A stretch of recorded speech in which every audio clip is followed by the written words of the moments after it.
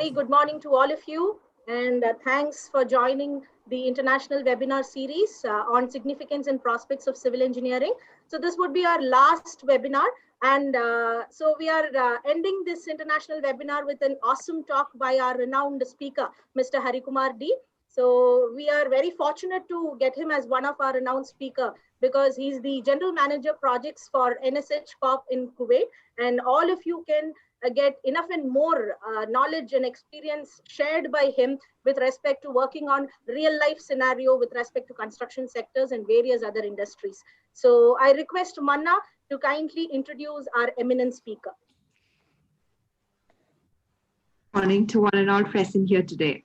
It's a great pleasure for me to introduce our speaker here today, Mr. Harikumar D, General Manager Projects for NSH Corporation in Kuwait, who will be presenting on the topic quality and applicability needed in civil engineer within a recruiter's perspective.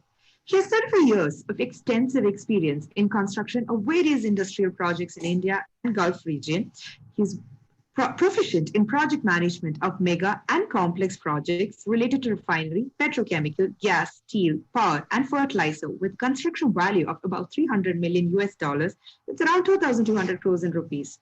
He has accomplished many milestones in project construction, such as attaining maximum safe working hours with an incident quality excellence in key areas and record-breaking progress achievements in mega and complex projects. He has also handled an overall manpower strength of 22,000 employees with an overall value of 1.3 billion US dollars. He has worked in various positions in proposal and estimation, planning and control, HSCS, quality assurance and control, constructability studies, contract department, project execution, and project management. He has also worked with major world-renowned engineering procurement and construction contractors like KBR, Fluor, Jacobs, Bechtel, Shell, ExxonMobil, Chevron, ConocoPhillips, Linde, Lurgi, Technip, Técnicas Reunidas, West Alpine, Samsung, SKGS, Dallin, JGC, Shioda, etc. He has also attained various seminar programs across the globe related to project management. Once again, it's with great pleasure, sir. I welcome you to present for our webinar series. Thank you, Manna. So before starting the presentation, few instructions for the participants. I request all the participants to change your username as your full name because this is how we'll be taking up the attendance. So if possible, you can write your year. That means if it's a student who's participating, I would request you to write which year you are. So it would be better and beneficial for us to introduce yourself when you're asking a question. So all of you, please enjoy, and I kindly request on behalf of all students and faculties of VIT Chennai, I welcome you, sir, to give the address. Thank you, sir. Good morning. Thank you for the fantastic introduction. Again, once again, good morning, students, engineers, and dear faculty members. And I welcome all to my presentation. Hope all of you are fine. How is the corona COVID-19 situation in Chennai? Chennai is getting better, sir. It was very bad, but it's getting better. Yeah. Is it subsiding now, I think? It's very slowly subsiding, sir. Okay. In Kuwait also, now at the moment I'm in Kuwait. Earlier it was in numbers 1,000 plus, 1,200, but we cannot say it is subsided, but still we have a constant cases of 700 plus. Here all the government authorities are taking proper measures so that it is again getting spread like before. But there is a news that there's a all probability of the second wave. So let us fight for that. Let us see that we all, including students, are observing the COVID protocol and mainly social distancing and use your mask so that stay healthy, stay safe. So then we'll come back to our business. Before I go to my presentation, let me give some more details about my job profile and career. And in today's presentation, I'll be giving details on various aspects of construction in a petrochemical or refinery industry. And what is the role of a civil engineer in that? And what all departments you can work. So that is what I am focusing mainly. I am an engineer graduated in 1986. And after completing my course, I opted for construction. Over the past 34 years, I have worked for many mega and complex projects in India and Gulf. Career started with Hyundai Engineering and Corporation way back in 1986.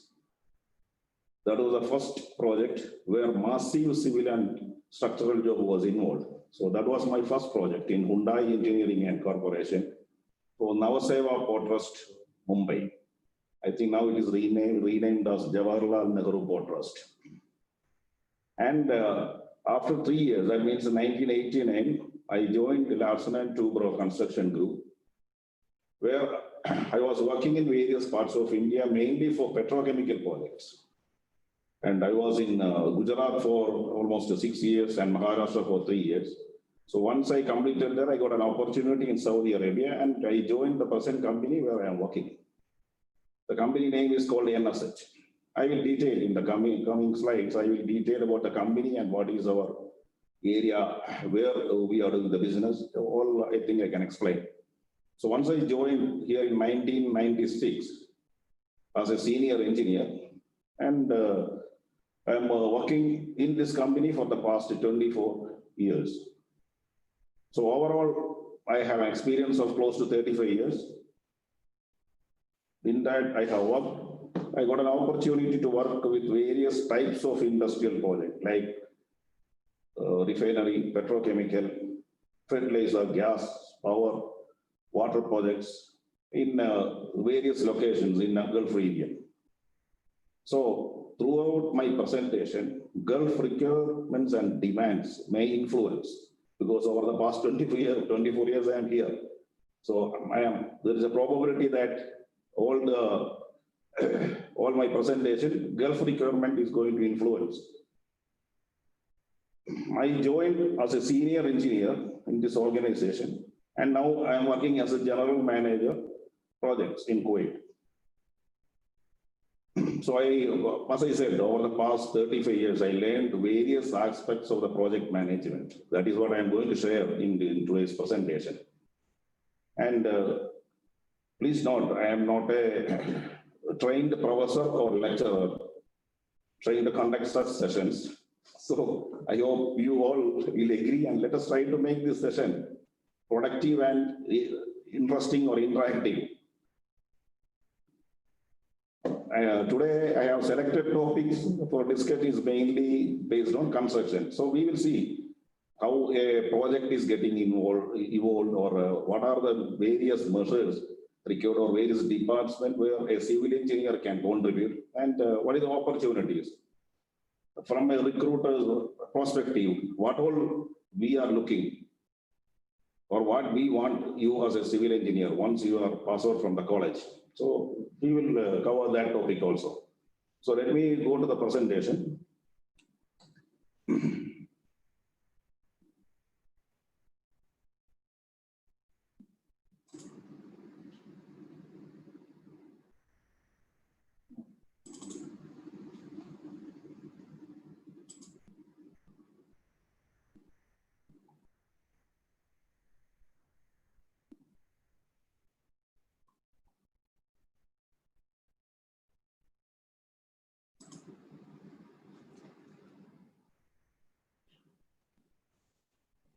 Today's content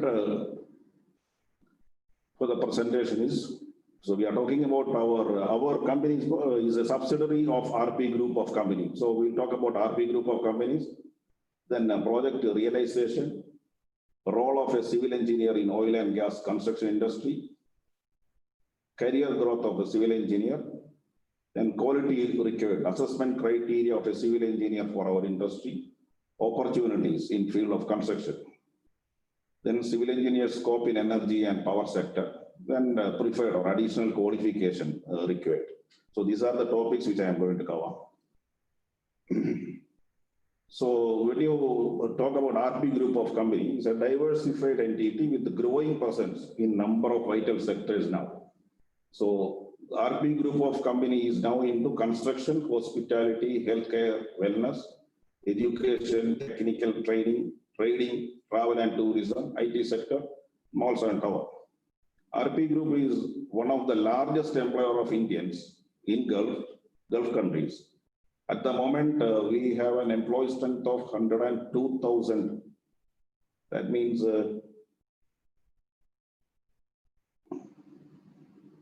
102,000, out of which 78,000 are Indians. So that is the strength of the RP Group of companies. And Dr. Revi Pillai is the chairman and managing director of this organization. Some of you might have heard of his name.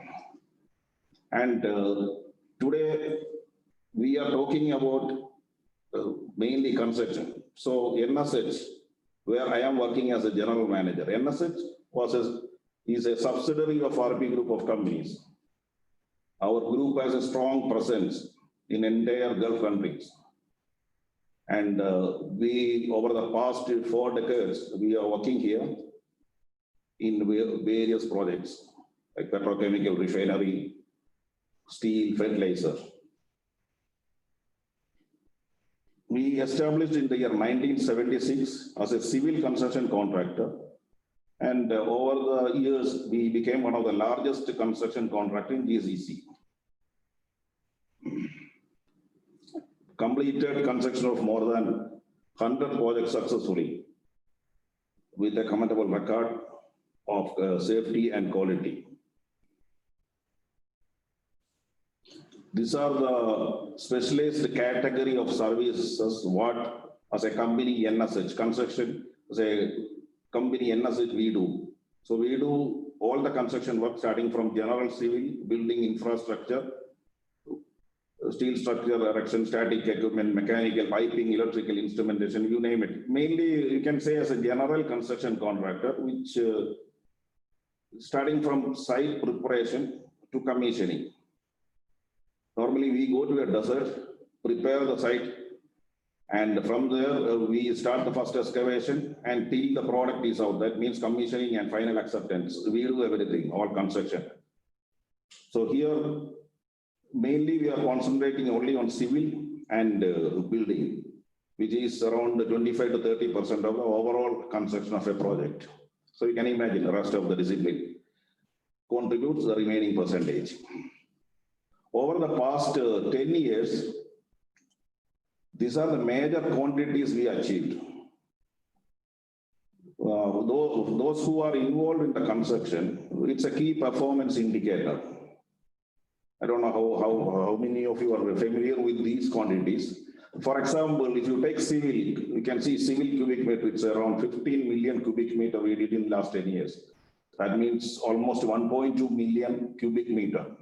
So that represents the quantum of job, what we are doing here.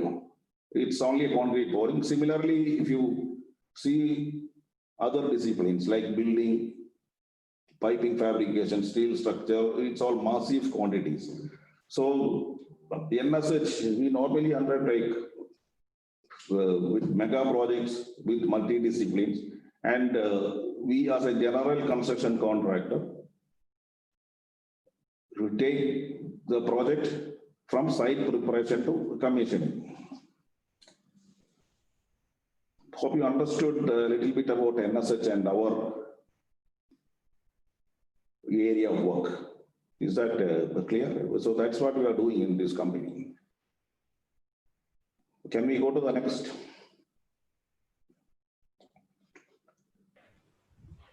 So this is one of the view where a safety celebration, which is very important in the Gulf region, and now it's getting maximum importance in Indian projects also. Earlier it was not there, but safety, making sure that people are not injured during the entire duration of the project. So this is one of the gathering where we have achieved 50 million man hours without any incident. So it's a very big achievement in this field, in this construction industry. So all our employees were celebrating. This is a picture of that. Then this is our deputy CEO and myself, and this is our commitment on safety, quality, and production. Then I think now we will go to the project realization.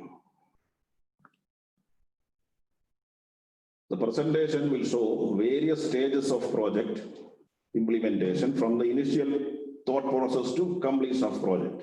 So what are the various stages involved from the thought process to the realization? That's what this slide speaks. So it is starting from feasibility study, then approval by government, approval from various department, and general constructability study. I will be detailing some of these stages in the upcoming slide. Then from starting from tendering process to selecting various EPC contractor, construction contractor, then various procedure has to be established, then schedule, mobilization. So these are the stages involved in a project, starting from feasibility study. Then conveyances, temporary facilities, statutory requirement of the government, site preparation work, then construction work starts from foundation, underground facilities, building work, testing, paving, grading, these are all connected. Then it comes to commissioning, final acceptance, and project closeout. So these are the various stages involved in a project. Then feasibility study. What do you mean by feasibility study? It's simply an assessment of the practicality of a proposed plan or project. As the name implies, these studies ask, is this project is feasible? Do we have the people, tools, technology, resources to complete the project? So will this project get us a return on investment? So these are the key area where a feasibility study group put forward, whether this project is required, what for this project is. So for example, if I give an example, if suppose someone want to start a shop, you also can have a feasibility study, and normally business people do that. Why I have to set up a shop? What is the product I am going to sell? What is our marketing strategy? Where is the location? Whether I can get, what is the infrastructure required? Whether it is feasible, if I invest this much for a shop, how long I can get the return on investment on that. So it is similar. When we talk about feasibility study of a petrochemical project, it runs into billions. So there are a team experienced for this, and they put forward the feasibility study of a project. Once the feasibility study is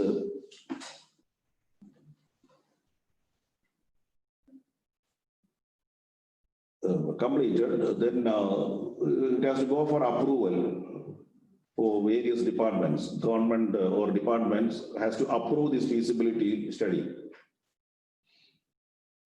which involves economic, environmental, human resource, fire and safety, public work, industrial, home departments. So various departments has to review the feasibility study and give the approval. Once it is approved, then we go for FEED. It is front-end engineering and design. FEED means front-end engineering and design is a basic engineer which comes after the feasibility study. The FEED design focus the technical requirement as well as rough investment cost for the project. Mainly the FEED will cover all the requirements of the owner, and for a mega project, it may take more than a year to complete the FEED study. So FEED is the basis after the feasibility study. Once the FEED is finalized and satisfied by the owner, then we go to tendering process. So normally FEED is done by the owner, or owner will allocate someone who is experienced in that. We call the PMD or FEED contractor. In terms of project management, we term as a FEED contractor. So those who are doing experience in doing the FEED. So along with the owner, the FEED contractor will complete the FEED study. Then once the FEED is accepted, it will go for the tendering. That is tendering process to select EPC contractor. EPC means engineering, procurement, and construction. Because FEED will give a basic design, then the EPC contractor has to detail the design. and find out what all required for a project to complete, which may include number and several types of equipment, structure, piping, you name it, and design aspects, everything it will be in the scope of EPC contractor. So based on field, they will develop all these requirements.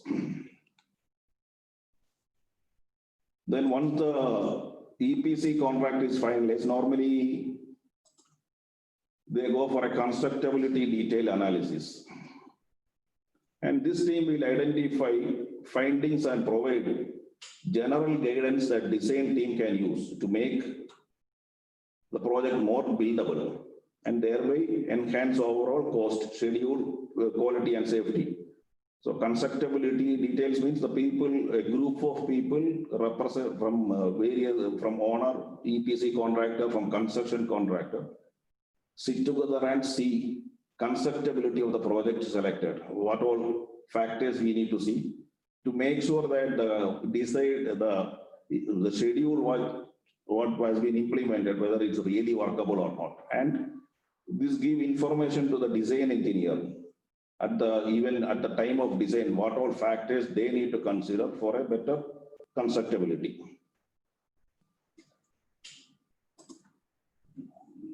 Then there are various mandatory documents required to begin a project. That is, HSES means health, safety, environment, and security. Then QA/QC means quality assurance and control procedure. Then project execution plans. These are the mandatory documents required before the start of construction.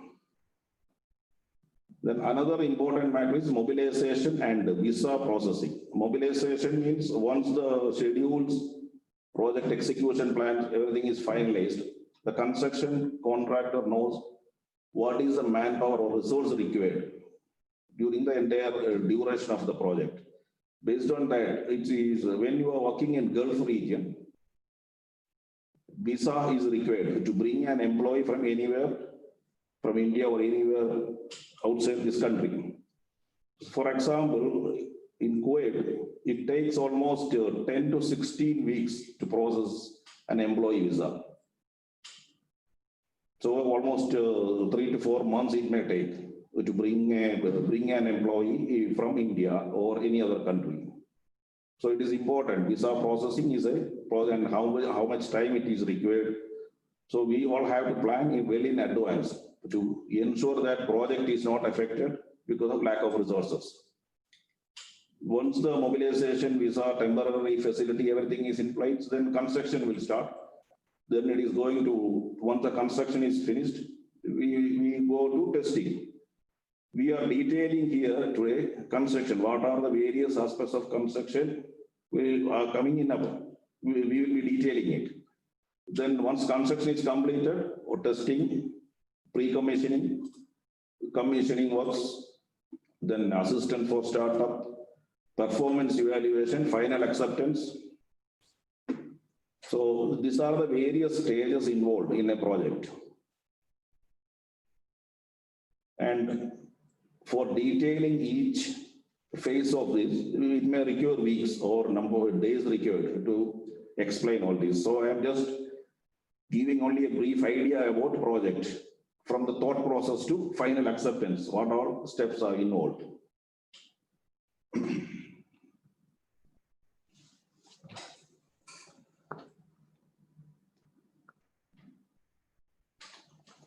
Okay, then we will go to the various aspects of construction now.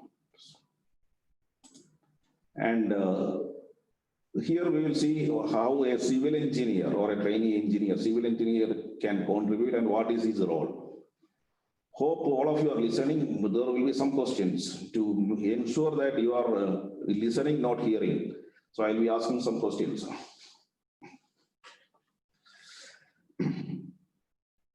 So for estimation and contracting, basic requirement is analytical capabilities with pricing concept. And knowledge in preparing technical bid. That knowledge will come through experience only. For you students, I think you don't have experience. So, but you can be in this department and you can pick up if you have these capabilities. Then estimation, it tells you what is the cost required to complete a project. And estimator has to analyze both technical and commercial bid. For preparing a technical bid, he has to know what are the various construction method used, what is the path of construction. So an experienced estimator can derive that. When you go for the commercial aspect, then we need to know what is the resource required for a particular project or particular work, a number of man days or man hours required to complete that job, what all types of equipment required.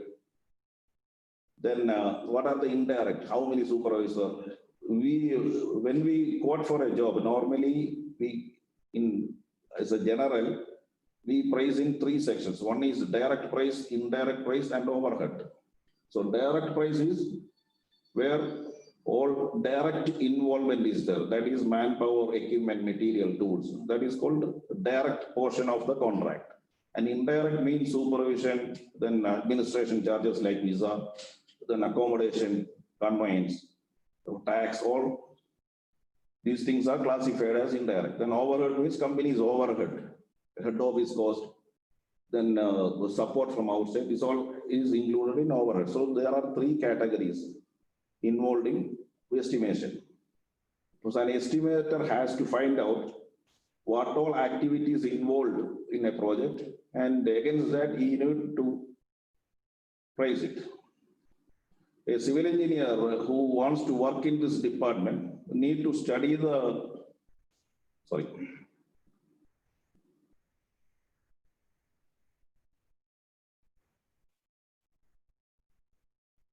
One second.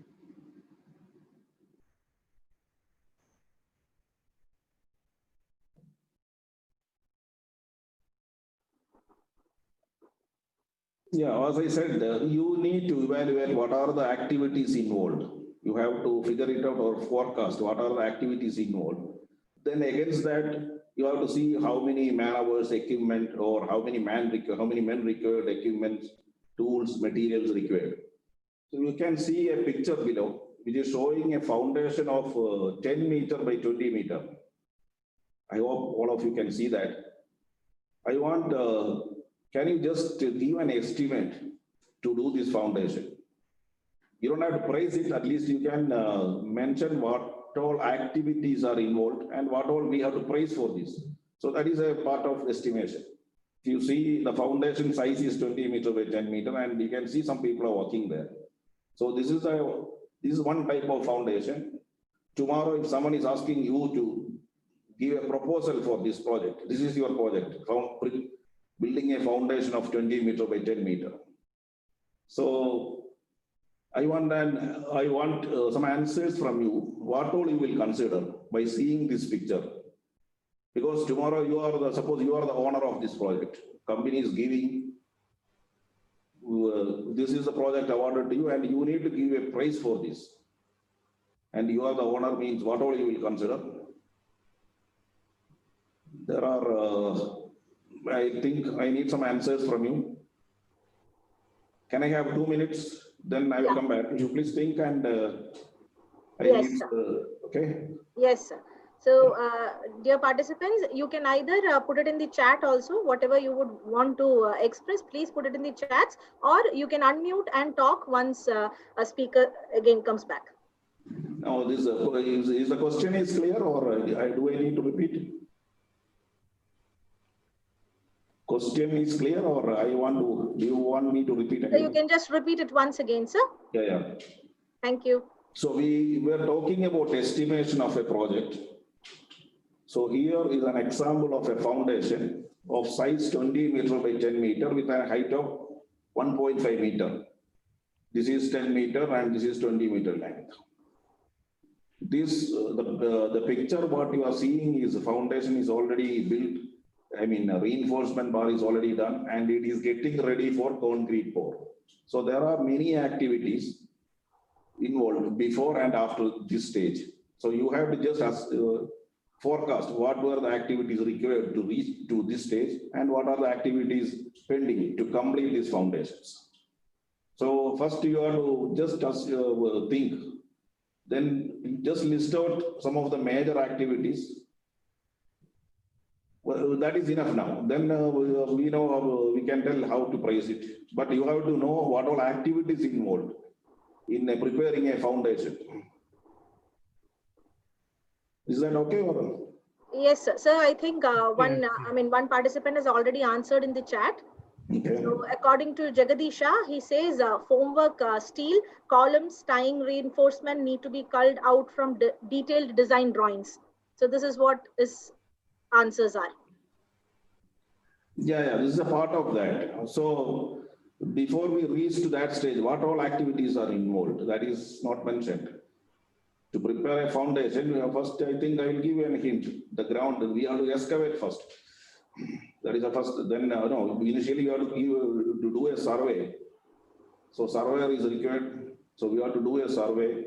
Then we have to see all our procedures are in place, whether we have a safety procedure, quality procedure. So we need an indirect cost. So there is an indirect cost to prepare this, to prepare a safety plan, quality plan, an execution plan has to be prepared. So there is a planning engineer. Then planning engineer has to see what is the duration required. Once the method of statement or the plan has been finalized, then we have to start survey, excavation. Once the excavation is done, then we have to go for based on lean concrete or PCC.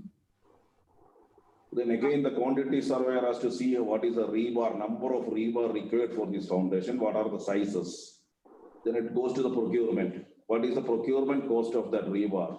What is the duration we need to get the rebar and do the fabrication, and it is ready for the foundation.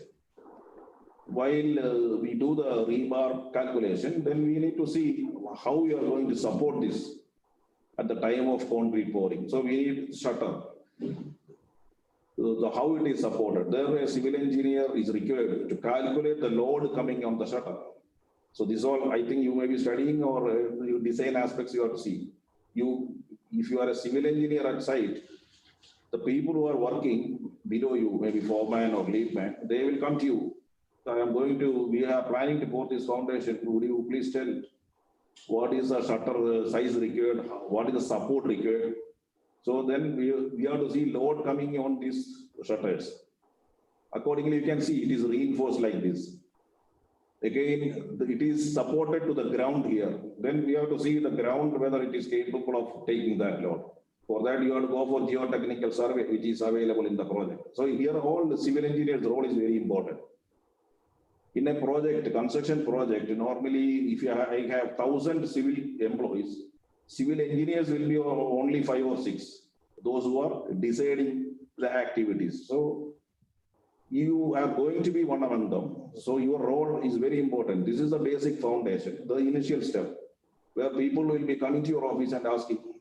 So then you have to give a decision. It will not be in the drawing or anywhere. This is all.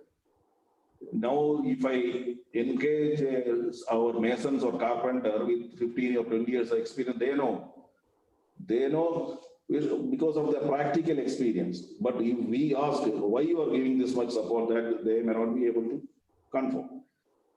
But in a project of our nature, we have to give calculation for all these supports, why we are doing it, how safe it is at the time of pouring or concrete pressure. How will you make sure that the shutter is not collapsing? So all this will come, and a civil engineer has to do this job. So by knowing all this job, an estimator can work out based on that, what all I have to do there. So that is the basics of estimation. Then with the experience only, you can price it. How many hours you are spending there, how many planning engineer hours is required, what are the categories required to do this job. So we may require an excavator, dump truck. So how many excavators are required? What is the time duration? So it goes on. So this is the basic. Okay. You please look this picture carefully. There will be further questions in this when I talk about safety and quality. Okay. So many students have expressed what all you have now talked about. They have also given in the chats. So I'm not Okay. again reading it. So you can continue. We can hear that. Yeah. Do you want No, me? can you repeat? Many students have answered, so I am ready to hear that.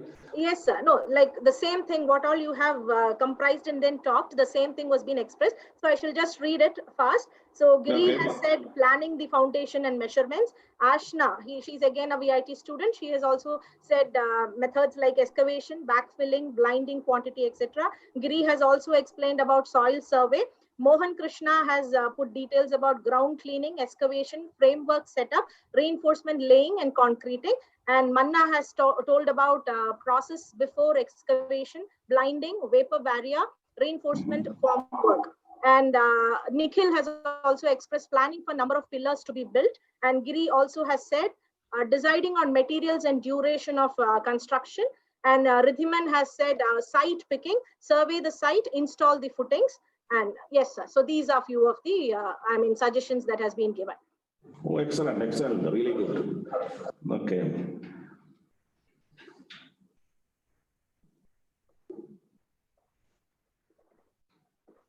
Then we are going to health, safety, environment, and security department. So we covered estimation department. Then we are going to HSES.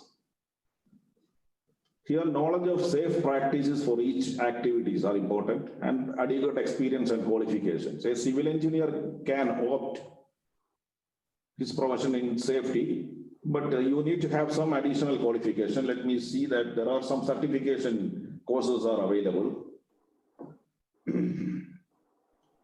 NABOSH, International Diploma, NABOSH, it is called NABOSH and IOSH.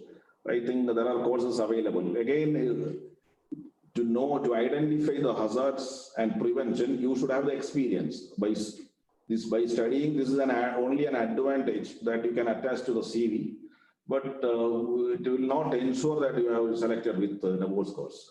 you have that. You understood? Now, in this picture, again, if I ask what are the hazards involved in here, you can see this excavator. There is a chance of collapse of this soil if the soil analysis is not done properly. Then people are working here. There is a chance these people can fall into these rebar openings. So how will you prevent that? There is a chance of then hand injury. They are all working here with hand. So gloves, all the protection is required. There will be grinding work or cutting work involved. Then they have to wear the mask.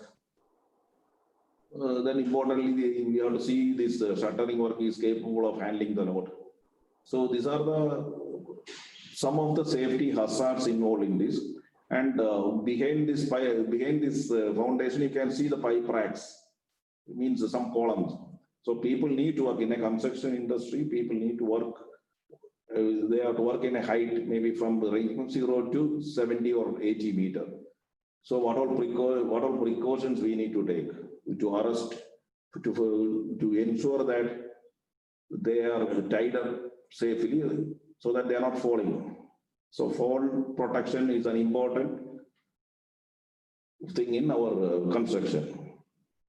So there are more than 50 or 60,000 activities involved in a project. So each and every activities we need to see. We have to write what all hazards can happen, and we need to take preventive measure for that. So this is a very interesting area. Civil engineer can join. There are many safety engineers in our organization. They joined as trainee engineer. Now they are working as safety manager, deputy managers in my organization. So there is a very good chance if you are interested to work in HSES. And nowadays, earlier, almost in all Gulf countries, only safety qualification was enough to get it approved. Now it's mandatory that a safety engineer should have an engineering degree. So that means demand. And once you are approved as a safety engineer, I think within 3 to 4 years, your growth will be like you can work in owner side, the EMP, EPC side. your growth is also very fast in safety. So those who are interested in safety can join here. And the next is QA QC department. That means quality assurance and quality control. Quality assurance and control department, where it sets the quality requirement of each and every work as per project specification. And we refer all the standards, international standards. Maybe client has some standards, owner has published, or various vendor have published standards. So we need to meet all these standards. Based on that, we prepare a project quality plan, which has to be approved prior to any activity, to start off any activity. Then we derive inspection and test plan, because when we are doing a job, it has to be inspected, tested, and approved by various agencies. So the construction contractor needs to make what are the inspection or hold point in a project of activities. But the example what we have discussed before, the foundation, pouring of concrete. So where before pouring, we need to get a clearance from the owner to make sure that the foundation is built as per the drawing. The rebar, the right size of rebar is used, rebar spacing is correct, spacing between the shutter and rebar is correct. So these are the few of the checkpoints they make before the pouring of concrete. And there are, it is written and an established procedure should be available before start of any job, and we all have to follow that. Again, this is a interesting department where a civil engineer can join. And only thing, aptitude for technical specification, inspection, data, managing and records. So these are the major activities involved in QA/QC department. Some certification courses are available, but again, it's all don't give much importance, but it's an advantage, that's all. Then we come to planning and scheduling. This department is the backbone of a project where it forecasts all activity in advance and project and the requirement to manage for execution. Again, it's a forecast like what we discussed before. But in a project, as I said before, if you consider civil in a petrochemical project or mega petrochemical project, total percentage of civil might be total weightage of civil or total quantum of job. Civil will fall in 25 to 30%. So remaining 70% goes to mechanical, electrical, and instrumentation. So when we prepare a schedule for the project, the entire discipline, entire job has to be integrated, how we are going to do, the path of construction, everything has to be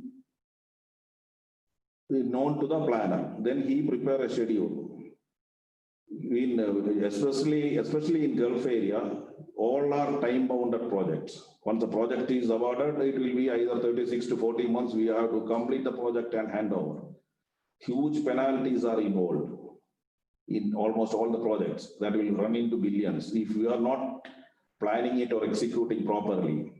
And it's all very strictly monitored. Once the project is delayed, they will be starting back charging us. So planning and scheduling department, which is very, very important. It's a backbone of our project. So there are different types of schedule generated in planning. One is we call level 1, 2, 3, 4, 5. It's nothing but it's a detailing. Level 1 is only the base, master schedule we say, where you see the total project name, then civil structure, mechanical, what is the duration. It's only a bar chart. But when you go to the level 5, normally a construction planner has to do a level 5 schedule, where it indicates item-wise, foundation-wise, or what is a rebar. For example, the example which I showed before. The planner has to identify what is the duration required for each activity. Shuttering, how much time it will take, rebar, how much time, excavation, how much time. So activity-wise, per tag wise means per foundation wise, we need to generate. In a project, normally in a mega size project, there will be around 70 to 80,000 activities you have to list out.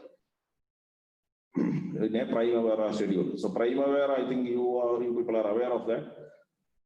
Primavera planning software is widely used in almost all industries.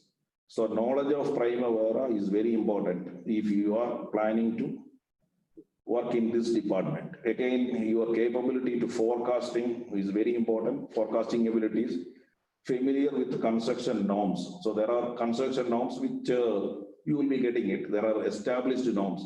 How many man hours required to pour 1 cubic meter of concrete. So there are different norms based on the type of work. Proficiency in Primavera and Microsoft Windows very important. Sorry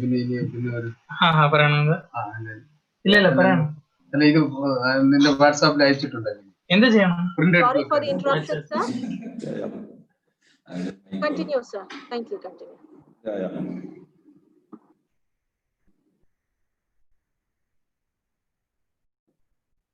So, for example, if you take a multidiscipline project with 10 million man-hour project. So again, to know the size of a project here in Gulf region, we generally indicate a figure. What is the total man-hours required for the project? You may not be familiar with that. Man-hours means if a man is working for 10 hours in a day, that is 10 man-hours. If 10 people are working for 10 hours, it is 100 man-hours. So similarly, for each and every discipline, we can calculate what is the total man-hours required for completing this project. So that will give an indication of the magnitude or size of the project. So normally a project with 10 million man-hours will have more than 60,000 activities in a planning schedule. That is our thumb rule. 60 to 70,000 activities we have to list out and plan. Then we go to quantity survey and rebar schedules. Again, here you should know the drawing interpretation, then method of measurement. Each contract will specify what is the method of measurement which we need to use, and analytical capability, knowledge of design aspects. So quantity survey will take out the quantities as the name indicates. His job will be to take out the quantities from the drawings. And sometimes he has to prepare rebar schedules. First, he has to take out the quantities of rebar for a particular foundation. Then we need to prepare rebar bar bending and bar cutting schedules. That is also an engineer responsibility to prepare that. Based on the foundation, what should be the spacing between the bar, what is the length, where we can get, what is a lapping. I don't know whether you are studying all these things. A lapping minimum requirement for a foundation depends on size of rebar. What are the types of lapping we can use?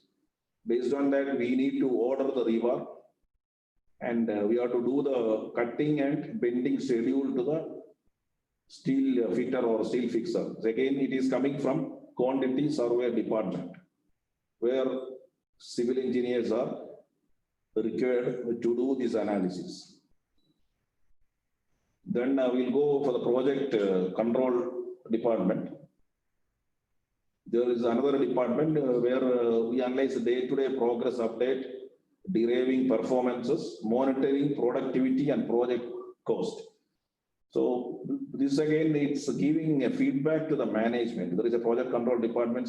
We ensure that project is going as per the schedule, the projected man hours or projected equipment hours, whether we are within the budget. All those performance evaluation is mainly in project control department. There's also many civil engineers are working in this department, where you have to, again, it's analytical capability with computer proficiency is required to work in this department.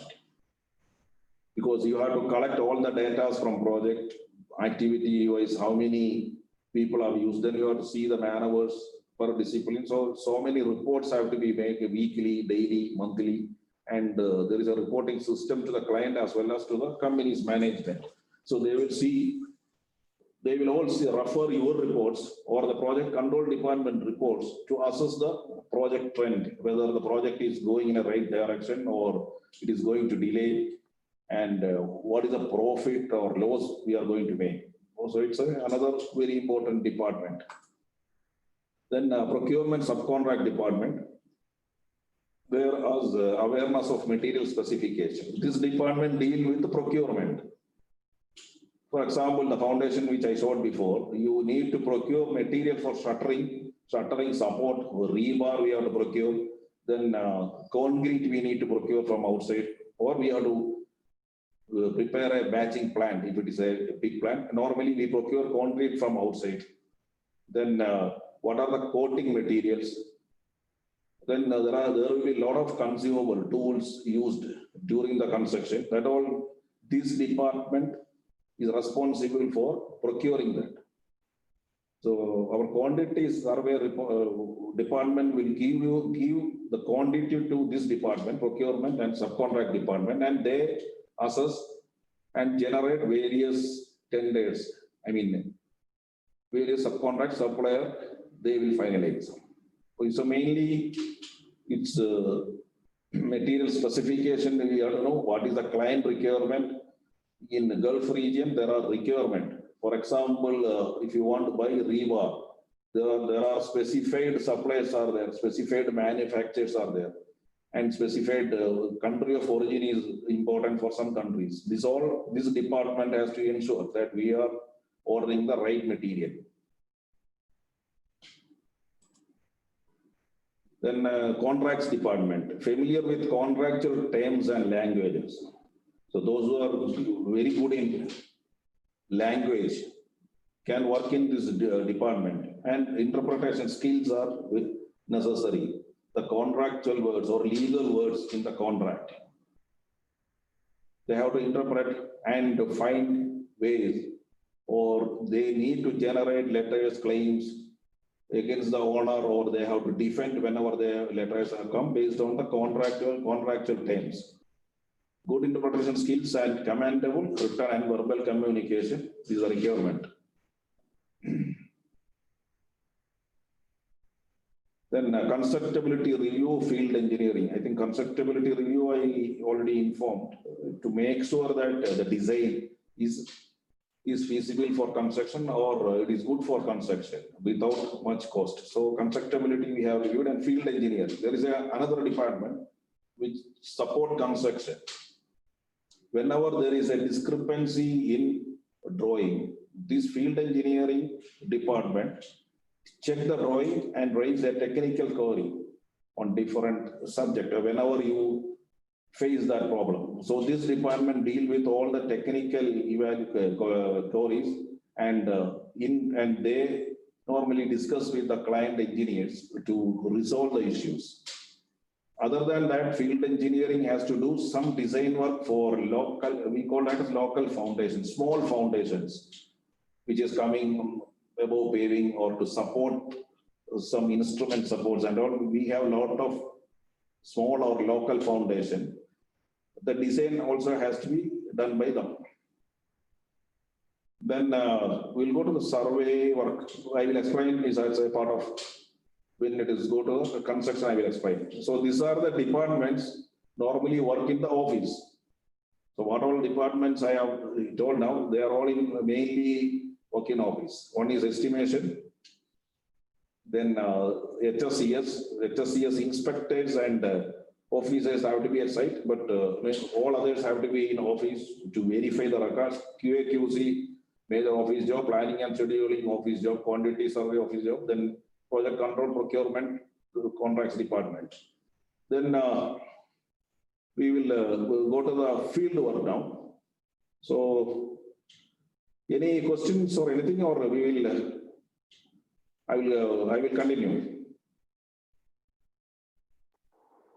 So you can continue, sir. We'll take up the questions finally. You can continue. Yeah.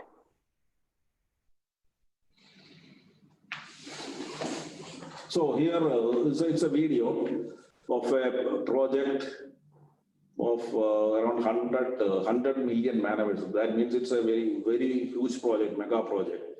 this video is taken at 30% stage of the project.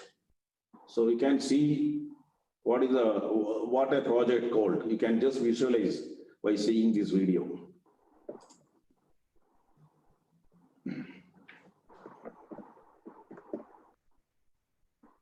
So the tanks, 30% of the project means you will not see any foundation work or any civil work, because all the project site excavation completed, leveled, and we started installation of steel structure, mechanical, electrical instrumentation. It's already started. So you may not be seeing any civil work here, but it's all buried under now, because all the foundation where this pipe rack and equipments are resting, so all on foundations. In this project, I think around 130,000 foundation were there. Plus, that means 130,000 foundation, individual foundation were there. It's a massive project. Now you are mainly seeing the overview where civil work is not there, but you can see the whole mechanical and other work.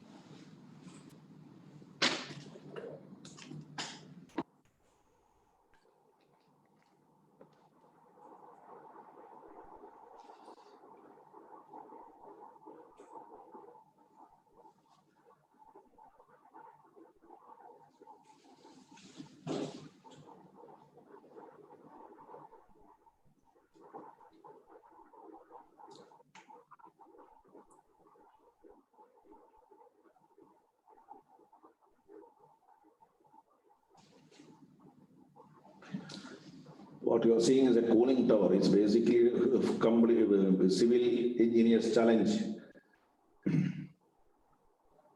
This structure height is almost 110 meters.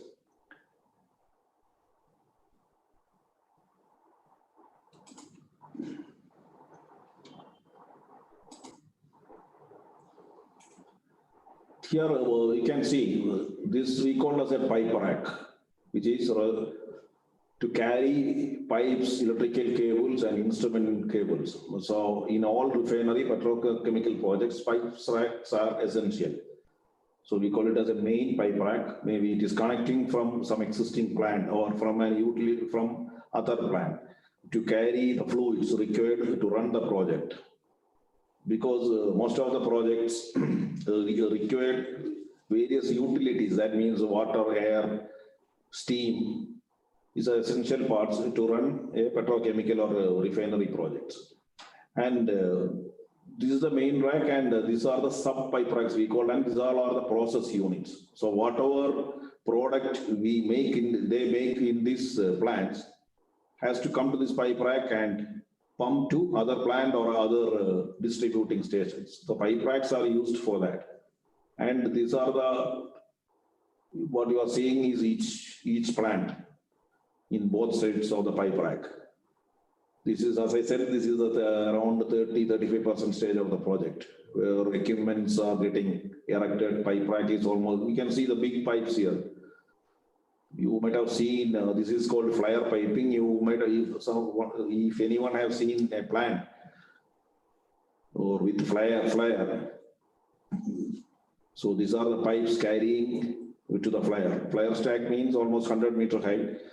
You can see the flames every time. From far, you might have seen the flames in refineries and petrochemical plant. So these are those pipes which is going to the flare.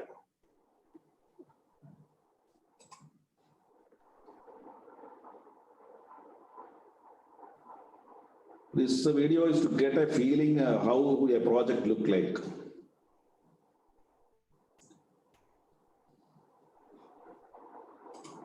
Again, you can see some of the beautiful civil construction here. You can see it's a massive pond to collect wastewater on this side. And this is a wastewater treatment plant which we used in refinery. Again, it's a water retaining structure of around 8 meter depth. So construction is really critical, and we need to go for all types of tests here, water retaining, water test, then corrosion test. So many tests have involved in all this. This is again a sump which store the water, contaminated water. This all, I think it goes below around -6 to -7 meter. So construction wise, it is very critical to a plant. This is some of the shelters which we used for storage.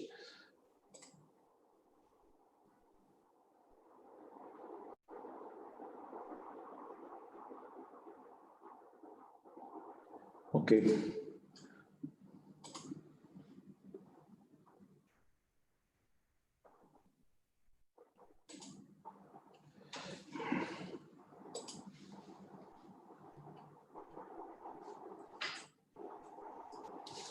I will go a little faster, I think. It's yeah. Now, these are the, again, when we come to the field, these are the major works, the site preparation work, then excavation. You can see in the picture, this is an excavation for a foundation, how we are excavating. Then excavation for underground facilities. Then underground piping. So these are all mandatory in a refinery or petrochemical projects. So there are various type of material used for piping. One is non-metallic GRP pipes are used. These RCC pipes are used. Then we have manholes, scat basins. You can see that the main plant construction is started here and it's at a depth of around 6 meters. These are the activities in a project we do in the beginning. So normally in the refinery requires cooling water, water, air, as I said before. See, this is all carried through underground pipes only. Then precasting, based on the feasibility study, client decide whether to construct the pipe rack, which I mentioned before, with the precast columns, or we can construct a pipe rack with the steel structure. Then we have to go for fireproofing and other things to protect from fire. Then RCC foundations, a lot of various types of foundation to accommodate steel structure and mechanical equipments. Then another interesting field is building, where in most of the projects, building is an EPC by the construction contract. Means engineering, procurement and construction is normally done by a construction contractor. All other work, we do only construction, engineering and procurement by a approved EPC contractor. But in case of building, everything being done by us. So in a plant, in a project, there are several types of building: substation, control room, storage building, warehouse, and operating building. You can see the various stages of construction. So building involved not only civil, architectural, then mechanical, electrical, fire and gas, plumbing, HVAC. So a lot of disciplines have to work together to complete a building. Then cable trenches, painting works and coating work. So these are the underground cables. You can see the cables. So we need to do the excavation and lay the cable before the real construction begins. And these are the coating job. The concrete has to be protected from corrosion, protection has to be done. That is why we do special coating for the foundation before backfilling. So here you can, left side, you can see the coating is going on, and right in this picture, you can see it's already started, already backfilled. Then fireproofing, it's a requirement in a refinery and petrochemical project. So we use either concrete or special materials to cover. If you are using a steel structure pipe rack, then we have to go for a fireproofing to ensure that the plant is not getting fire easily. So we need to have some resistance at some time before it gets exhausted, or at least two to 3 hours fire rating, we say fire rating materials are used, so that plant basic pipe racks and basic structure won't get fire or damage immediately. That is why we are using fireproofing in projects. Then grouting. Again, a very interesting subject. Method used to fill gaps between various adjacent surfaces, metal to metal or to concrete to any other metal. The picture defines all. But grouting also is a specialization in civil, and it's a very vast subject. We used more than 40 to 50 different types of material in different situations. Again, very interesting area. Then refractory work. A type of insulation work to ensure that heat transfer from one surface to other is restricted, mainly used in furnace, fire heaters, and reformers. Then support work for other discipline, which we, I think I have covered that. We need, so if you see the sketch below, you can see one heavy lift work is in progress. The heavy lift means equipment weighing more than 100 tons. What you are seeing in the picture of an equipment weighing around close to 1,000 tons. It is getting lifted to the foundation by using two cranes. Here, the one civil engineer has to ensure that the ground preparation is adequate for the crane movement as well as equipment movement. Because we need to do some special strengthening of this area, because these cranes will be around 1,500 ton capacity. So you need to calculate what is the load coming below the crane. When the crane moves, what are the loads coming? So the ground preparation, this is all done by a civil engineer. They will suggest these are the reinforcement required for the ground to move such type of big cranes. This is also again an important activity in a project where heavy lifts involved. So this I am showing a design study of a heavy lift, just for your understanding. This is the way it is designed, and here we give all the calculations, what is the load coming, how it is strengthened.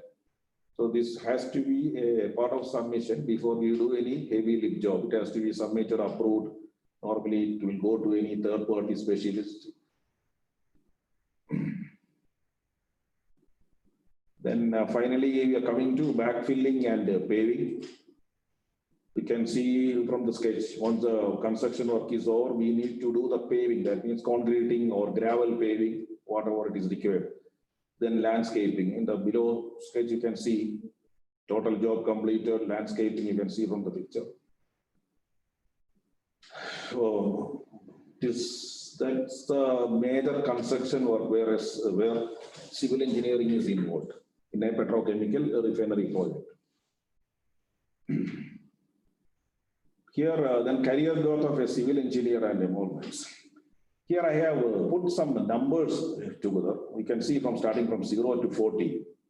This means the experience after graduations.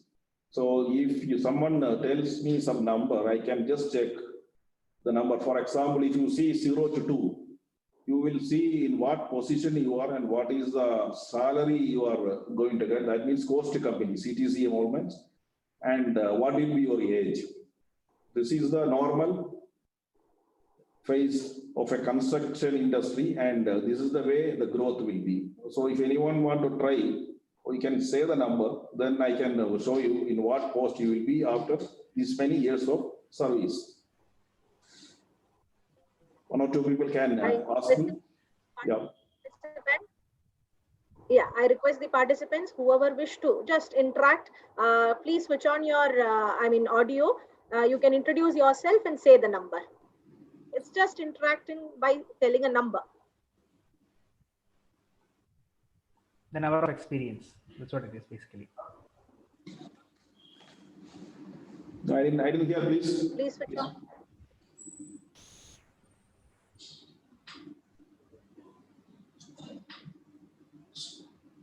Anybody, any participants, kindly unmute yourself and then you can say a number.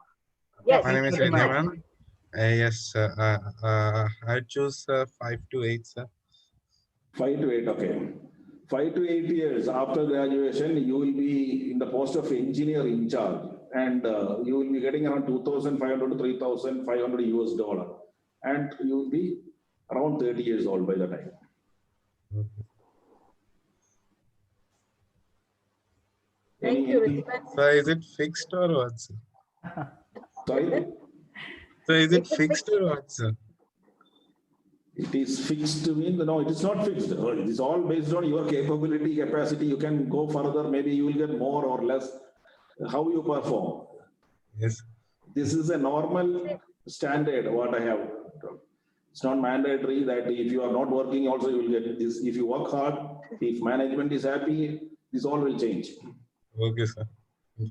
So this is a normal trend. Like as soon Yes, as you yes. get, pass out, you get a job, you work as a trainee, and then step-by-step process of evolution happens. Then at this age, you tend to become an engineer in charge. The 0 to 2 years means training. You will be in trainee. You will work as a trainee engineer. Then maximum it will be up to $1,500, and you will 22 to 23 years. Okay, we can go to the next.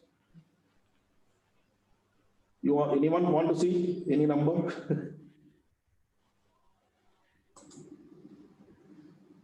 What is the maximum, sir? You can take the maximum count and just show us what would be the maximum if we go in the normal trend. Yeah, if you are above 40 years Greater of than 40, I experience, suppose. yeah, above Yes. 40 years means you will be in Yes, executive vice president level. You will be drawing around 40,000 USD. Okay. That is cost to company, and you will be at the age of 65 years when you retire.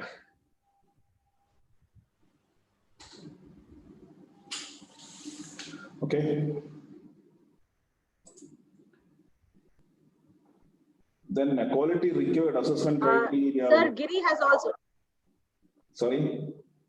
Sorry to interrupt, sir, because there was one student who has put his choice in the chat box, which I overlooked. So he has said 8 to 10. Okay. So 8 to 10 will come in 8 to 12.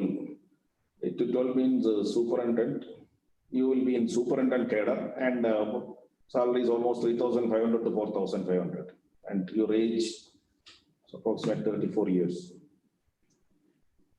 Thank you, sir. Okay. The quality required, an assessment criteria of a civil engineer for our industry. As the time running out, I will just go through the skills required. I am not elaborating. So these are the main skills required. Mathematical skills, oral and written communication skills, leadership skills, organization skills, problem solving, creativity, decision making. Normally, when we come for an interview, we see people, fresh engineers, how they are responding. Because when we take people for construction, they have to deal with many people. So management is very important factor in our field of industry. If you go to a design firm, you may not be required to deal with so many people. So your communication, leadership skill or organization skill doesn't matter much, because you will be assigned with a particular job. You need to finish it. How quick you are finishing and giving to your boss matters there. But whereas if you are switching into construction, it is different. In the initial period, it is okay. You will be under training for a year or two. Then your positions, as I said before, your promotions are, I have already explained. When you go to any different level, these all qualities are required. So when I come or our company comes for an interview, we don't see your, academic that much. We don't need rank holders for construction, but you should have enough knowledge in your engineering. But we see mainly how you react to the situation, whether you are able to work, because our, especially in Gulf area, working hours are 10 hours per day and 6 days per week, 6 days per week. And we normally start construction mainly at 6 a.m. or 5 a.m. That is the most difficult part, where I have seen most of the engineers are hesitate to do this. They cannot cooperate with that when they landed from India, because they go to bed late and they have a habit of getting up late. So here means 6 o'clock at site means you have to get up at least by 4:35. Then 6 o'clock sharp you have to at site, and you can leave only after 5 p.m. So when I go for interview, people ask, how the social media and all, how we can do it. I need at least 5 days, whether I can take 2 days off. You can see you are going for an appointment. When I hear from, you can imagine what I will think. And so you should have that dedication. The initial 5 years, how you grow in an industry is very important.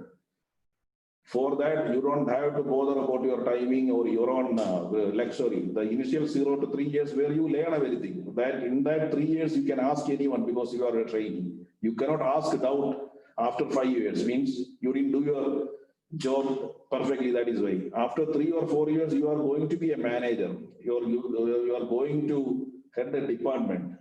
So the initial 3 to 4 years is very important. You have to learn whatever you are seeing. When you landed in a construction project, I am sure everything what you are seeing will be new. It's a surprise for you. But over the period of time, nothing is there. It's all can easily catch, and you can detect your team in a later stage. But your interest has to be there. So normally we see how good you are, how is your reaction, how is your communication skill, whether you are a team player, whether you are ready to work for extended hours, 10 hours. So these are the important factors we check at the time of interview. Especially when you are a civil engineer, team player, and communication skills are very important. Opportunities in field of construction, I think I already explained. Widely structured discipline, focus on concept of design, construction and maintenance of infrastructure system projects, prepare an individual to work with construction industry as well as in managing the business and finance section. Then path forward, I'll tell you whether you need to decide whether you have to choose design or on-site. So that is the first decision you have to make. Then there are 3 options when you are in construction industry, whether you have to work with owner, PMT or PMC. PMT means project management team, then project management consultant, PMC. EPC means engineering procurement contractor, and construction means construction contractor, those who do only construction. That is where I am. I'm a construction contractor, not EPC. So there are opportunities here. But for a fresh engineer, it is very extremely difficult to get in these two, because they want experienced people, and they are the team who is going to inspect the construction contractor's job and approve. So normally they prefer or they take only experienced people. Whereas construction contractor give chances for fresh engineers. Once you are path forward, whether you want to work in design or industry, then there are various opportunities for a civil engineer. These are the major industries: airports, aviation, bridges, buildings, coast, marine, then energy and power, where I was detailing you: environmental, geotechnical, offshore, rail, tunnel, and water. Energy and power, then typical structure designed and constructed by a civil discipline in energy and power industry: pipe rack, tank foundations, vertical and horizontal equipment, pumps foundation, modular steel structure, pipe support, sleepers, process control.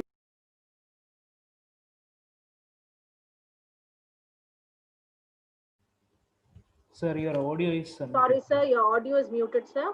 Sorry. Okay. Road work, asphalt and concrete work. Then additional qualification preferred. It is not mandatory. You can post-graduation means if you are planning to go for design, then post-graduation is necessary. Otherwise, for construction industry, post-graduation it's of not much use. Then there are various certification agencies. American Concrete Institute, ACI, is most preferred. If you are planning to work in Gulf area, then land survey courses are there. Those who have interested to make your career in survey, there are certified surveys and all. It's a very good profession. Then quantity survey certifications. I think there are many courses are available in India. I'm not sure. But if you have a quantity survey certification, you can work in QS department. Then for planning, Primavera P6 courses, either you get a certificate or you can join the course. You should have the basic knowledge of Primavera. Primavera means, again, it's a scheduled work, which for that you have to know what is the construction sequence. Through experience only you can gain that. but with the basic Primavera concept, later it will be helpful. Similarly, AutoCAD, there are, I told the field engineering office where civil engineer with experience of AutoCAD is preferred. Definitely you will get a chance in all those departments in field engineering offices. Then there are various project design supporting software available. If you are familiar with, there are good chances that you can get into EPC, engineering procurement, major contractors, not in construction. Then for safety, those who are preferring safety as your career, then you can go for NAPOS, IOS. So I think here this is what I have here to present. Finally, whether I want to inform you, NSH is one of the biggest construction contractor in Middle East. We are working in Saudi Arabia, Qatar, Bahrain, except Oman. I think in all Gulf area we are working. At this moment, because of the COVID situation, almost all our projects are held up. Otherwise, we normally, for construction itself, we normally engage around 60 to 70,000 employees. And every year we recruit around 80 to 100 fresh engineers for our project. So in my discussion with my management, they have agreed to come to your college and choose at least 15 to 20 fresh engineers next year, provided all the current situation we improved and all the projects resumed. Then I assure you that we will be coming there in coordination with your faculty. We will be choosing at least 15 to 20 fresh engineers, those who are interested to work in Gulf area. Thanks a lot, sir. Yeah, okay. Thank you very much, sir. So any questions, answers? Okay. Thanks a lot, sir, and that's a great gesture, sir, towards us. Thanks a lot, and I assure you our students will work towards it and then get employed in such a very great firm, sir. Thank you, sir. Thank you. I request the participants to kindly post your questions in the chat. Feel free to grab the opportunity.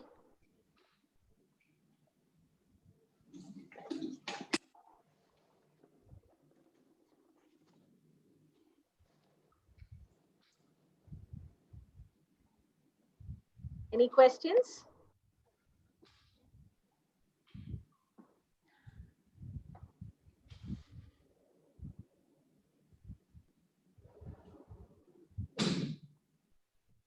If anybody would want to unmute yourself and then ask the questions, feel free to do it. Or if you're comfortable putting it up in the chats, that is also fine. Yes, sir, there is a question. Shall I read out the question, sir? Yeah, please. So this first question is by Giri, who is a fourth-year student. So his question is, what is the job scenario like for freshers in Middle East? Once again, life of what? I didn't hear the last one. Yes, sir. What is the job scenario like for freshers in Middle East? At the moment, because of the COVID situation, all the projects, no new projects are going on. So we are finishing the projects, whatever in our hand, that too with a slow pace. Because to finish a project, we need to have involvement. We need to involve many vendors and subcontractors from all over the world. No one can travel now. So even the existing projects are delayed because of this COVID pandemic. And all the new projects which was already decided has been postponed, either cancelled or postponed. The situation is very bad now. We hope by mid of next year, things will change and more projects will come up. And there are a list of projects already announced in Qatar, Saudi Arabia, and Kuwait, which many contractors like us already participated. We submit our bid. We are in the final stage of finalization of those projects. So we hope things will improve and all this project will come up. That is the situation now. Thank you, sir. Our next question is from Vaibhav Surendran. He is our third-year student. So according to you, is getting experience better or going for higher studies? Again, you have to choose your career. Whether higher studies, as I told you, if you are going for higher studies, then your career option you have to decide whether you are going for a teaching profession or want to work in a design firm. So first you have to decide that. Then you have to go for higher studies. If you want to work in a design firm, then you need to go there. If you want to work in construction firm, as I told, higher studies are not mandatory or not required because engineering degree is enough for construction. You don't have to study 3 years or 2 years MTech or any other course and then don't come for construction. It is better to join after graduation if you are interested.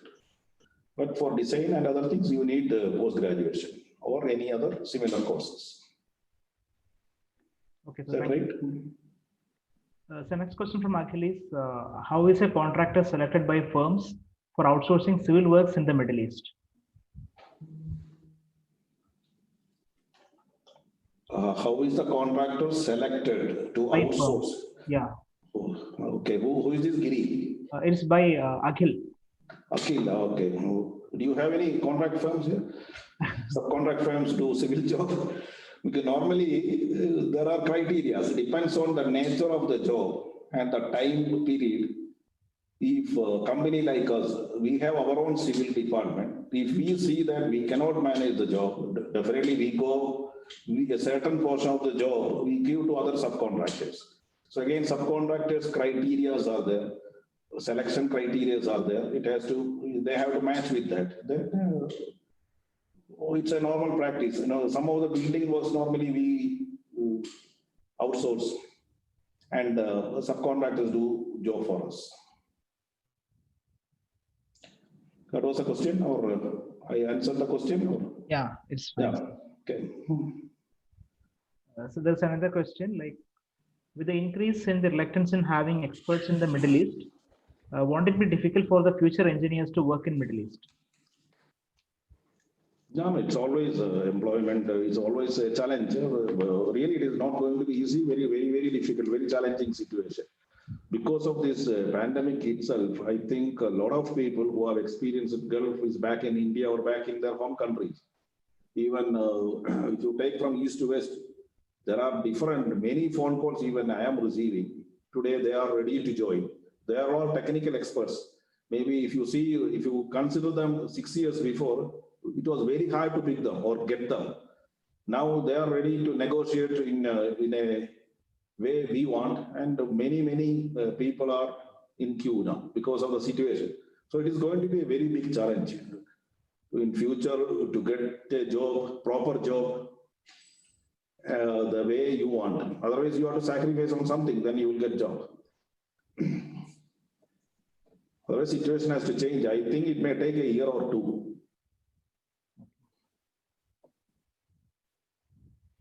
There's again another doubt, sir, whether I heard that it's from Giri. I heard that the construction sector in the Middle East, especially in the UAE, is going down. Is it true? Yes. That's what I told, because of, I was mentioning about mainly petrochemical refinery and industrial project. Dubai is a place where most of infrastructure and other projects are growing. I think now, but at the moment, Dubai is also, I'm not so familiar with UAE, I mean Kuwait and Saudi Arabia. But all projects are delayed because our company around 4,000 to 5,000 people, employees are there. So what I understood, the existing project is going in a very slow pace because of the situation. And there are no more new project. Again, UAE also got a very big plan, but it's mainly buildings and infrastructure development. In UAE, there is no industry, I mean, petrochemical or refinery projects coming up in Dubai, but in Abu Dhabi, there are projects, there are plans. They planned in 2023 or 2024. There are 1 or 2 mega projects already in paper. It may come up. Okay. Thank you, sir. The next question is from Radhiman Bora, our second year student. So how to make a career in sustainable energy for civil engineers? Again, the way you choose, that is important. From the final year onwards, when you decided your career, you have to go and concentrate on that. But it is not so easy to get into this career immediately after the graduation. You should have some experience. Normally, I think some of our refineries and petrochemicals in India, they go for graduate engineering training recruitment. So you need to apply through that and you have to get into that. Then only your I think intention can fulfill. What coming if you planning for Gulf countries, they don't take you because it comes under the honor. Because in every country they are preferring their own nationality to work on oil companies and refinery companies. Chances are very less. So be back in India and try for our oil companies and petrochemical companies. The next question from Vaibhav Surendran is, what is the basic procedure to apply for companies in Gulf? Basic procedure, there is no basic procedure. You have to see the advertisement in the newspaper and they will tell you the procedure. There is no written procedure to apply in Gulf. Each company has got different method. We normally publish or advertise in paper through our agents in India. We have many agents, those who facilitate recruitment, because it requires a lot of documentation work at embassies and visa processing. So we have more than 15 to 20 agents, not agents, they are all recruitment companies working for us. So normally, if I need 10 civil engineers from Chennai, I have 3 agencies in Chennai, so I will call them and tell, please make arrangements. We need 10 engineers and we are coming there within 2 weeks. So then they will make the necessary arrangements for interview. They will either publish or some social media, through social media. They will send us the CVs. Then we will shortlist the CV from here and we will ask them to arrange the interview. That is a procedure normally we follow. Okay. So again, I think the question is already answered, but still, whether the companies in the Middle East will take freshers? Not your companies, in the companies. Please repeat. Do the companies in the Middle East will take freshers? Create pressure or fake pressure? What is that? Whether they will take freshers. They will recruit freshers. Freshers, yes, okay. That is what I told. Our companies generally will take 80 to 100 fresh engineers every year. So that's what I think I explained before. Next year, if things are going okay, we will be taking around 15 to 20 fresh engineers from your college, your institution. So that's what I told. It's very, very rare. Like us, because construction is a field where experience is a must. Since we are handling some mega projects, our management has decided this and we are continuing this since maybe from 2006 or 2007. So there are some colleges in different places of India associated, they are associated with us and we go for campus interview. Our team goes there and select people. So you can expect 80 to 100 every year from our organization. It is very rare. Okay. So and the general question is, can you specify some of the common mistakes our freshers used to make in their interviews? Because you would have interviewed many people. Some of the common mistakes they make. Common mistakes, I think I have told you, when I go or when our company goes, it's a construction industry, so man management is very, very important. So we see your skill to react. So we give some 1 or 2 problems, how you react. Mainly communication skills, your skills to convince your matter, your own CV itself. So we can feel that with experience, we can feel how good you are in convincing people, what is your communication skills. And of course, there will be basic civil engineering questions. And based on which department we need people. If I am looking for planning engineers, because then there will be questions asked based on that. Then your forecasting capability will be assessed. Like I think I have explained a foundation, then we will throw the same question maybe. Then I need to know what are the capabilities of how low, how fast, or what all activities you are forecasting for a particular job. Your thinking capacity will be assessed. And failures, some people are not taking it seriously. When you come for the interview, like the first question from your side will be, what is my salary, when I can take vacation, or how many hours I will get to, I can spend on social media. So these are the important factors which they highlight. So people like us, because I'm an old man, maybe because of people like us will not digest that, because we are looking for people who are energetic, enthusiastic, because that age group, that is what we want. People at age group of 20 to 26 means with full of energy. So we need, this is the age you need to work hard. So these are negative things. If you start, if you don't, first you have to decide whether I decided to go in this field. You know, this field is not easy, very tough, very challenging, and really interesting. If you are going into a production company, you will be seeing the same thing and you will be doing the same till your retirement. Only the promotions will be there, but there is no excitement. But when you are in a construction field, you are encountering with maybe 100 problems every day. There is a group of people behind you to get your decision. Because if you take a project of size around 5,000 people, engineers will be 50.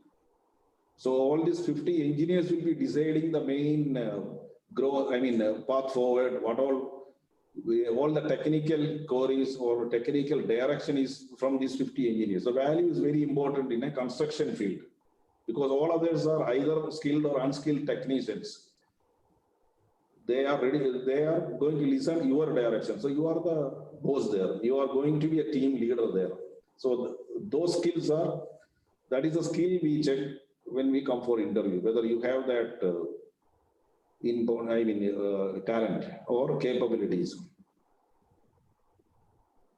Thank you, sir. Thank you for clearing most of the doubts of the students, as well as giving us a very elaborate explanation of the experiences that you have gained, and giving us a picture and also something to take away for all the students to aspire for working in Gulf. Thanks a lot, sir. So we have come to the end of our session. Right now, I request Ridhiman to felicitate our eminent speaker. Good morning, sir. First of all, I'd like to thank Anjali Gopakumar ma'am and Gautam Sarang sir for organizing such a wonderful series of webinar, and our renowned speaker, Mr. Harikumar D, for giving us such a deep insight about our do's and don'ts and how and why of a civil engineer in oil and gas construction industry. He has beautifully explained the assessment criteria for a civil engineer in the construction industry and the scope of civil engineer in the energy sector. I'd like to thank you, sir, on behalf of all the participants for giving us such a deep insight regarding our future. Thank you very much, sir. Thanks a lot, Ridhiman. And now I kindly request our HOD, Dr. Harikumar sir, to kindly felicitate our eminent speaker. Thank you, ma'am. First, I must thank Harikumar sir for accepting the request in his busy schedule, despite his time difference. And it's my immense pleasure to facilitate the speaker of the session. I am also happy to share that my dad had also graduated BE in civil engineering in 1986. I think hopefully, the same year of where you had also graduated. Yeah, it's so natural to be happy and proud whenever we meet a civil engineer who has more than 30 years of experience. To see and feel the accomplishments made. So I could see that from the presentation and from the expression that you made. And sir had also given a detailed insight about the role of civil engineering in oil and gas industry from the start project. That will not be available in most of the textbooks. Great appreciation for sharing us the video from the start to the completion of the project of the oil and gas project. So the experience versus age versus designation salary was quite insightful. And this chart will also help the students to think and choose their career in the relevant field. And it's indeed a wonderful session. I finally thank Harikumar sir on behalf of faculty from the School of Civil Engineering, VIT Chennai. We also look forward to collaborate in the future for the benefit of the civil engineering students and graduates from VIT Chennai. And I'm also thankful to you for taking a step ahead to discuss with the NSH management for the possible recruitment of VIT Chennai civil engineering graduates. Thank you, sir. We look forward and in the due course of time for the recruitment process. Thank you once again. And I thank Anjali ma'am and Gautam Sarang sir for creating a platform to interact with the expertise like Harikumar sir and through the series of webinar series. Thank you everyone. Thank you, sir. Thanks a lot, Thank you, sir. dearest Thank you, sir. HOD sir. In spite of your busy schedule for attending our webinar All and then webinars. giving insights to the eminent speaker also. And above all, I think all participants might be very happy because we have got a greatest gift, which is nothing but you all can approach, or you all can sit for the recruitment, which would be done, positively once our pandemic resides. So all of you work hard towards it. See, we have got an opportunity. Getting an opportunity is more important. So we have got an opportunity that now the ball is in your court to grab it. So let's all make sure that we deserve what we get, right? So with that note, we'll come to the end of our webinar. I request all the participants to kindly switch on your video for a virtual photograph. Thank you again. Well, thank you all for your patience, and it's my pleasure to share my experience. And thank you for giving me a chance. Thank you all faculty members and students. Thank you, sir. The happiness is ours, sir. The happiness and gratitude, everything is from us to you, sir. Thank you, sir. I request all of you to kindly switch on the video so we can take a virtual photograph to always keep in memory. So Giri, I hope you will grab this opportunity because you had a lot of questions. So sir, this is our Giri from final year. Rajashri, Akhil, these are the students who expressed. Vaibhav is very much aspiring to get a job in, Gulf. These are all our final year students.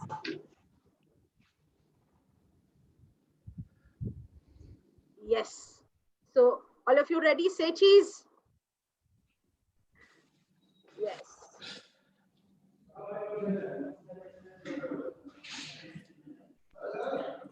Yes. Gautam sir? Thank you, everyone. One more request, all of you, those who are not filled the feedback form link, please do that. It is required for us to generate the e-certificates for the participation. Thank you, everyone. Thank you. Thanks a lot, sir. Thanks a lot for joining us and sharing your valuable experience, sir. Thank you. Once again, thank you all. Yeah. Maybe next year we will meet in person. Yes, sir. In your campus. Okay. Yes, sir. Thank you. Thank you. And thank you all participants who have joined us for all 6 webinars and making it a grand success.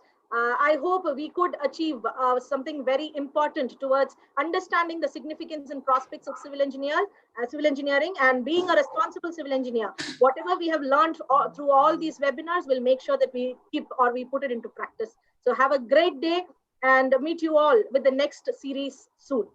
Take care. Okay, bye-bye. Thank you, everyone. Thank you.